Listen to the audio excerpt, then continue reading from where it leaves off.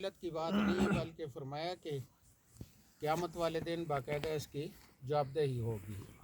بعض کسی کے مذہب یا علاقے یا نسل یا رنگ یا علاقے کی وجہ سے اس کے ساتھ کسی قسم کا بخل بخیلی رکھنے کی اجازت نہیں ہے۔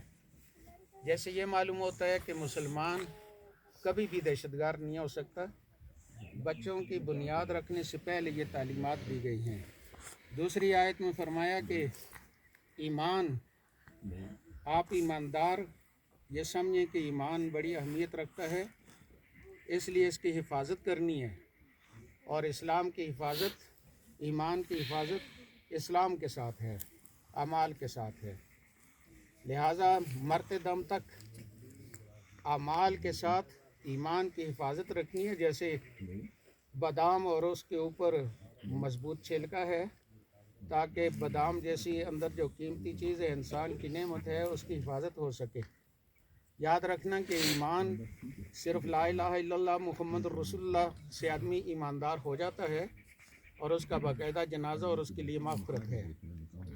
اعمال جو ہیں ایمان میں تقویت کا باعث بنتے ہیں، اور اعمال ایمان کی حفاظت کرتے ہیں۔ مرتے دم تک اس کی حفاظت کرنی ہے۔ اگر نماز کا ٹائم ہے اور آدمی نماز پڑھنے پر قادر ہے اپنے مرنے سے ذرا پہلے، تو اس کو نماز پڑھنا لازم ہے۔ اسی طریقے سے ماں سے جب بچہ پیدا ہوتا ہے تو اس وقت پیدائش کے وقت نماز فرض ہے۔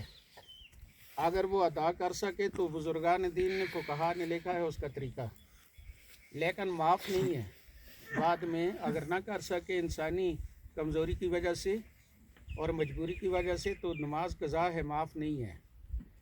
اس لیے اعمال کے ساتھ ایمان کی حفاظت مرتے دم تک، جب سے بالغ ہوئے اس وقت سے لے کر 10 سال کے بچہ جب ہو جائے تو اس کو باقاعدہ مار کر نماز کی تلقین کی جائے۔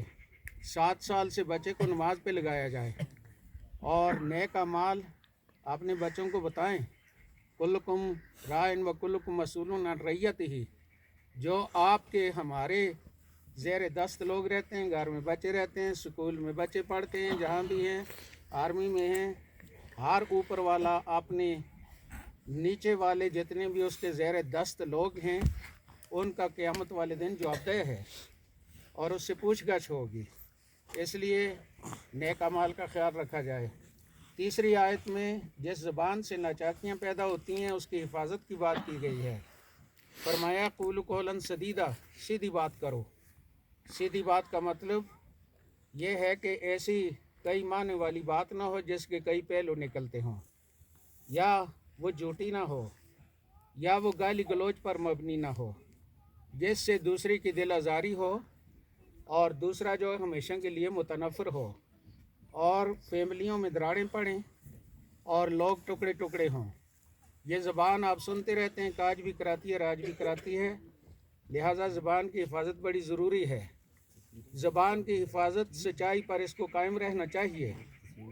اس زبان کو پاک رکھیں گے کس چیز سے؟ جھوٹ سے، غلط بیانی سے، جھوٹی گواہی سے، غیبت سے، چغلی سے، اور اس قسم کی چیزوں سے پاک رکھیں گے تو نماز قبول ہوگی، وگرنہ نماز قبول نہیں ہوگی، کیونکہ ایک ہی چمچہ حلال اور حرام میں دونوں کو حرام کر دیتا ہے۔ لہٰذا اعمال کی اصلاح وہ پاکیزہ زبان سے ہے۔ اس کے بعد فرمایا کہ یہی عظیم کامیابی یہی ہے۔ عظیم کامیابی دنیا کا مال جمع کر لینا، ایک بڑا رئیس اور امیر بن جانا، یا کوئی بہت بڑی اولاد اور وہ ہو جانا، کامیابی اس سے نہیں ہے۔ کامیابی ہر انسان کی اس کے نیک اعمال سے، نبی پاک کی سنت کے مطابق جب آنکھیں بند ہوتی ہیں تو اس کے بعد اس نے اپنا جواب خود دینا ہوتا ہے۔ نہ اولاد وہاں کام آتی ہے، نہ ماں باپ کام آتے ہیں، نہ کوئی کام آتا ہے۔ البتہ وہ لوگ جو جنازہ پڑھتے ہیں اور پیچھے رہ گئے ہیں، ان کی دعاؤں کی اس کی ضرورت ہوتی ہے۔ لہٰذا ہمیں چاہیے کہ ہم اپنی زبان کو پاکیزہ رکھیں، اور تاکہ ہمارے اعمال درست ہوں، اور جب اعمال درست ہوتے ہیں تو اللہ نے فرمایا کہ وہ گناہ اس کے معاف ہوتے ہیں، اس کی کوتاہیوں کو اللہ معاف فرماتا ہے۔ आगे 2 हदीसें हैं। एक हदीस ये है अन निकाह मिन सुन्नती, निकाह मेरी सुन्नत है। तो आपको पता है कि सुन्नत गुनाह नहीं है, लिहाजा सुन्नत की महफिल में शामिल होना ऐसी है जैसे आप नमाज पढ़ते हैं, जिहाद करते हैं, बाकी काम हैं, सवाब के काम हैं। आप सवाब के काम में आए हैं, ईमान और इख्तिसाब के साथ रोज़ाना का अपना हिसाब रखें कि हमने इतनी नेकी की है, हमसे ये गलती हो गई है। रात को सोने से पहले अल्लाह से गलतियों पर माफ़ी मांगें और आइंदा न करने का मुकम्मल अज़म करें, और जो कोताही हो चुकी है उस पर शर्मिंदा रहें सारी ज़िंदगी। लेकिन लोगों को बताने की ज़रूरत नहीं है, ये हम में से हर एक आदमी के लिए लाजमी है, क्योंकि उसको कोई पता नहीं फरमाया कि रात को सोए और फिर कभी भी ना उठे। इसलिए अपनी मौत को पेश नज़र रखें। और दूसरी जो ये कहा जाता है कि 2 ईदों के दरमियान या 10 मुहर्रम को नहीं होना चाहिए, जो हमारा दीन और उसका लुब लबाब है। हज़रत इमाम हुसैन वहाँ यजीद ने गैर निकाह के बग़ैर औरतों को रवाज देना चाहा था, जो सबसे बुनियादी चीज़ थी, उम्मत के हलाली होने की बात थी। इसलिए आपने जो सब कुछ लुटा दिया, पहले इंसान को निकाह के साथ हलाली कायम रखना ज़रूरी है, उसके बाद इस्लाम और सारे उस पर शजरकारी होती है। इसलिए 10 मुहर्रम को निकाह करें, लेकिन उसमें ऐसी कोई चीज़ नहीं होनी चाहिए जिससे प्यारे आका के वहाँ जो बड़ा दुख उठाना पड़ा अहले बैत को, उस दुख में यह समझा जाए कि कोई खुशी बनाई जा रही है। इसलिए निकाह चूँकि इबादत है, लिहाजा इसमें गाने बाजे और उरियानी फहाशी और औरतों और मर्दों का इख्तिलात, ये चीज़ें नहीं होनी चाहिए। निकाह बड़ी सादगी से होना चाहिए, बड़े ईमान के साथ होना चाहिए, सवाब की उम्मीद के साथ होना चाहिए और अपनी निजात के लिहाज से होना चाहिए। और जिन लोगों की महफिल में हम शामिल होते हैं उनका शुक्रिया भी अदा करें। मल्लम यशकुरिन्ना सलम यशकुरिल्लाह, और वो लोग भी उन लोगों का शुक्रिया अदा करें जो इस बड़ी नेकी में आकर बैठे हैं। लिहाजा हम आपका शुक्रिया अदा करते हैं। और दूसरी हदीस पाक में ये फरमाया कि मर राग़िब अन सुन्नती फलैसा मिन्नी, जो आदमी मेरी सुन्नत से मुंह मोड़ता है वो मेरे तरीके पर नहीं है। नबी पाक का तरीका सिरातल लज़ीना अनअमता अलैहिम का तरीका है, और नबी पाक का जो रास्ता नहीं है वो गैरिल मग़दूबि अलैहिम वलद्दालिन, वो यहूद नसारा का और हनूद का और सिखों का रास्ता है। लिहाजा नबी पाक का अपने हर मामले में, दाढ़ी रखने करने में, खाने पीने में, ओढ़ने बछोने में, चलने फिरने में, देखने सुनने में, निकाह, सारे जितने भी हमारे काम हैं नेकी के, जब सामने आए तो फिर हमें किसी की लोमत लाइम की परवाह नहीं होनी चाहिए। हमने अपने प्यारे आका की सुन्नत को पेश नज़र रखना है और उसके मुताबिक रहना है। अगर कोई हमें कमज़ोर समझता है दाढ़ी की वजह से, या बैठ कर खाने की वजह से, या बिस्मिल्लाह पढ़ कर खाने की वजह से, तो वो समझता रहे, क्योंकि सबसे बड़ी इज़्ज़त अल्लाह की अपनी ज़ात की है, फिर उसके प्यारे हबीब की है, और फिर उस इंसान की है जो अल्लाह और उसके रसूल की इत्तिबा करता है। लेकिन ये इत्तिबा सिर्फ़ अल्लाह की इत्तिबा समझ कर नहीं करनी, बल्कि प्यारे आका की मोहब्बत की वजह से अल्लाह की इताअत करनी है। ये सारे तरीके आपने सुने। उसके बाद आखिरी बात वो ये कि जब कोई रिश्ता अपनी बच्ची का देता है तो एक मुर्गी हम किसी को देने से पहले 1500 दफ़ा सोचते हैं। बच्ची औलाद है, जैसे बच्चा है ऐसी बच्ची भी है, लेकिन अल्लाह और उसके रसूल के हुक्म के इत्तिबा मुसलमान करते हैं। और ये बहुत बड़ी बात है मुसलमानों की मुसलमानी को परखने के लिए। औलाद को उठाकर दूसरे के घर भेजना आसान काम नहीं है। लिहाजा ये बहुत बड़ा मुहसिन होता है वो आदमी जिसकी औलाद बच्चियां होती हैं और वो अल्लाह और उसके रसूल की इताअत की खातिर अपनी बच्ची को, अपनी औलाद को घर से निकाल कर दूसरे घर भेज देता है।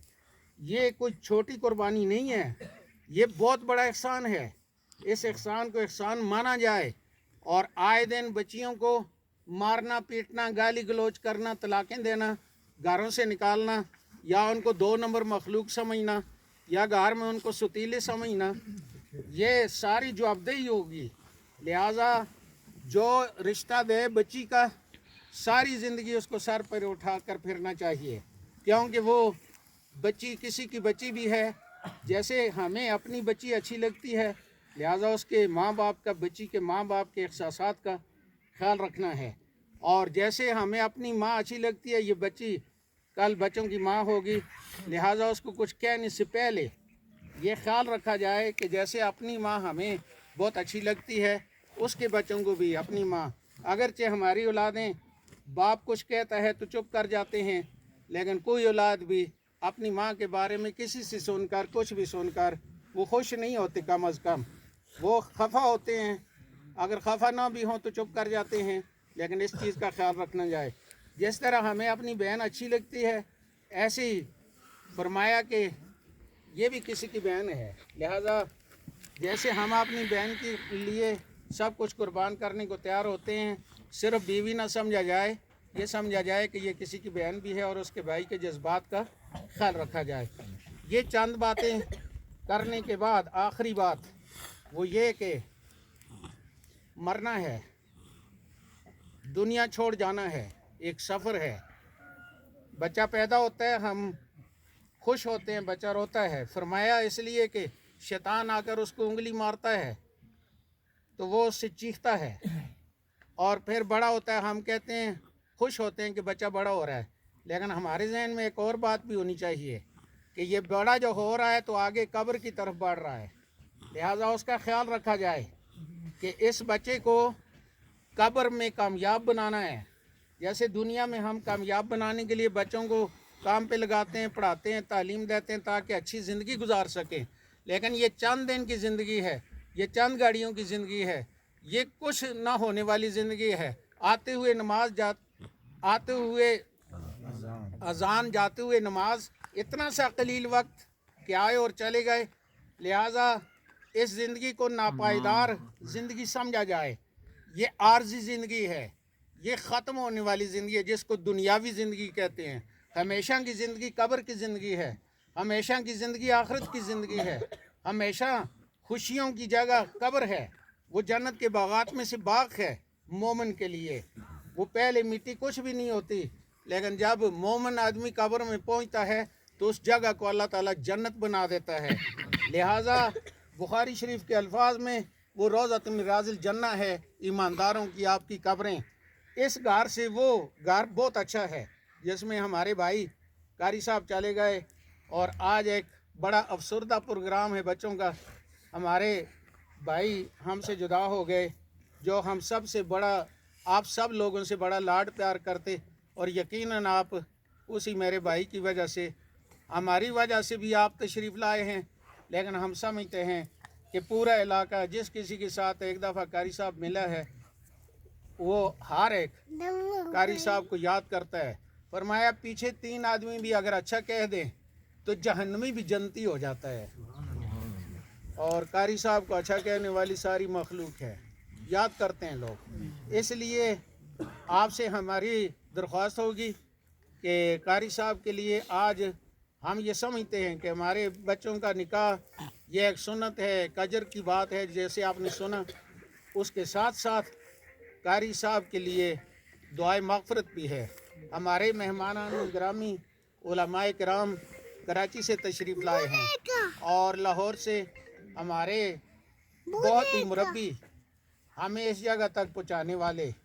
एक दिन मस्जिद में आपने सुना होगा कि वो तशरीफ़ फरमा थे, और मैंने कहा कि आज जो कुछ हम हैं मुफ्ती साहब की वजह से हैं। हमारे सिर्फ भाई नहीं, अजीम तर भाई, जिनकी वजह से आज हम ईमान के दावेदार हैं, इस्लाम के दावेदार हैं। हमें अल्लाह ने इज़्ज़त दी है दीन की वजह से। ये सब कुछ हुआ है मुफ्ती साहब की वजह से हुआ है। और फिर मुफ्ती साहब के बाद मेरे बड़े भाई जो मेरे साथ बैठे हैं, इस पूरे इलाके के बच्चों को ले जाकर मुस्तफ़ीद किया। आज वो बच्चे हमारे जो यहाँ सारे लोग बैठे हैं, पता है वो बच्चे जो कराची में कोई रक्षा चलाते या मर मर के मजदूरी करके रोटी कमाते, एक से दूसरा आदमी उनको ना जानता, आज हमारे गांव के और हमारे दोनों गांव के, हमारे इस पूरे इलाके के बच्चे बड़ी इज़्ज़त के मालिक हैं, बड़ी दुनिया उनको जानती है। घर घर में बच्चे हमारे कारी हाफिज़ मौजूद हैं जो सदका जारी है। कारी साहब के लिए भी, हाजी साहब के लिए भी, اور آپ سب کے لیے. اور آج ہم بڑے فخر کے ساتھ یہ بات کرتے ہیں کہ ہمارا تعلق اللہ تعالیٰ کی ذات کے ساتھ، اس کے پیارے حبیب کے ساتھ بڑی پختہ بنیادوں پہ ہے. اور اس کی بنیاد نبی پاک صلی اللہ علیہ وسلم کی بعد ہندوستان میں ایک بہت بڑا انسان، عاشق رسول، عالم بعمل، جس نے عام کسی سے نہیں پڑھا لیکن دنیا کو پڑھانے والا بنا، اس کو مولانا احمد رضا خان بریلوی رحمۃ اللہ تعالیٰ علیہ کہتے ہیں. ان کے بعد وہ شمع فیصل آباد پہنچی اور شیخ الحدیث، بلکہ میں ایسے بڑے لفظ نہیں میری زبان پر آ رہے جو ان کے لیے میں کہوں. شیخ الحدیث مولانا سردار احمد رحمۃ اللہ تعالیٰ علیہ، جس وقت شیخ الحدیث کہا جاتا ہے تو ہر آدمی کا ذہن اس طرح متوجہ ہوتا ہے. اور ان کے بعد بہت سارے ہمارے بزرگ جن کی وجہ سے ہم ہیں، لیکن وہ بھی سید صاحب بھی بڑے بڑے لوگ. پھر مفتی صاحب کو انہوں نے یہ روشنی عطا کی اور مفتی صاحب نے ہمیں عطا کی، اور ہماری وجہ سے ہمارے بچے، پورے علاقے کے بچے پوری دنیا متعارف ہیں. میں سمجھتا ہوں کہ یہ سارا اجر مفتی صاحب کو جا رہا ہے، یہ سارا اجر شیخ الحدیث صاحب کو جا رہا ہے، یہ سارا اجر اور خاص کر نبی پاک کی محبت کے حوالے سے اور آپ کے مقام کو اجاگر کرنے کے حوالے سے امام احمد رضا امام اہل سنت کو جا رہا ہے. اور پھر ہم تک جس عظیم انسان سے پہنچا وہ ہمارے بھائی بھی، ہمارے مربی بھی، اور ہمیں یہ ساری چیزیں اللہ تعالیٰ کی طرف سے لے کر دینے والے مفتی محمد عبد القیوم ہزاروی قادری رحمۃ اللہ تعالیٰ علیہ کی وجہ سے، اور پھر مولانا غلام فرید صاحب جو آپ کے بھی بڑے ہیں، میرے بھی بڑے ہیں، سب کے ان کی کاوشوں سے، ان کی کوششوں سے جو بچہ وہاں گیا اس نے وہاں اجنبیت محسوس نہیں کی، نہ ماں یاد کی نہ باپ یاد کیا، کیونکہ ماں بھی باپ بھی سب کچھ وہاں مدرسے میں موجود رہے. اور وہ یہ میرا بھائی یہ بہت خیال رکھتا ہے اپنے بچوں کا، اس علاقے کا، اور بھی بچے بھیجیں تاکہ پڑھیں. ابٹاباد میں مدرسہ ہمارا ہے، یہاں قریب بھی ہے، آپ بچوں کو بھیجیں، محبتیں بانٹیں، نبی پاک کی ذات کے ساتھ تعلق مضبوط رکھیں اور پیارے آقا کے اسوہ حسنہ پر عمل کریں. یہ چند باتیں خطبہ جیسے باقی ہوتا ہے ایسے ہی خطبہ نکاح بھی ہے، اور اس نکاح کے خطبہ میں وقت کے اختصار کی وجہ سے میں نے بڑے مختصر طریقے سے نکاح کا کیا مقصد ہے اور کیا چیز ہے وہ میں نے آپ کو بتایا. اس لیے جو بچے پیدا ہوتے ہیں صرف ان کو دنیاوی طور پر تیار نہیں کرنا بلکہ باعزت قبر اور آخرت کے لیے بھی تیار کرنا ہے. اور اس دنیا سے، اس زندگی سے اچھی دنیا، اچھی زندگی وہ قبر کی زندگی ہے، کیونکہ وہ جنت کے باغوں میں سے باغ ہے. وہ اتنی چھوٹی سی نہیں رہتی، فرمایا مشرق سے مغرب تک وسیع ہو جاتی ہے، اور جب مومن چاہتا ہے، جس کو ملنا چاہتا ہے وہ جا کر اس کو ملتا ہے. میں آپ سے درخواست کروں گا کہ ایک دفعہ آپ بڑی محبت کے ساتھ درود ابراہیمی جو دعا بھی ہے اور درود بھی ہے وہ پڑھ لیں بڑی محبت کے ساتھ. قاری صاحب جیسی محبت آپ سے کرتے تھے ایسے ہی، اور پھر سورہ فاتحہ بسم اللہ کے ساتھ پڑھیں بڑی محبت کے ساتھ، اور پھر اس کے بعد سورہ اخلاص قل هو اللہ احد 3 دفعہ بسم اللہ کے ساتھ پڑھیں بڑی محبت کے ساتھ، اور پھر اس کے بعد درود پاک پڑھیں بڑی محبت کے ساتھ. اور قاری صاحب کے لیے آپ کی طرف سے یہ عظیم تحفہ ہوگا، اور ہم اس عظیم تحفے پر آپ کے شکر گزار رہیں گے، تاکہ اس کے بعد جو نکاح کا یہ مسنون طریقہ تھا اور طریقہ ہے اس کے مطابق باقی نکاح کی باتیں ایجاب و قبول وغیرہ ساری چیزیں ہو سکیں. میں آپ سے درخواست کروں گا آپ پڑھ لیں تاکہ وہ ہم دعا میں شریک کر لیں.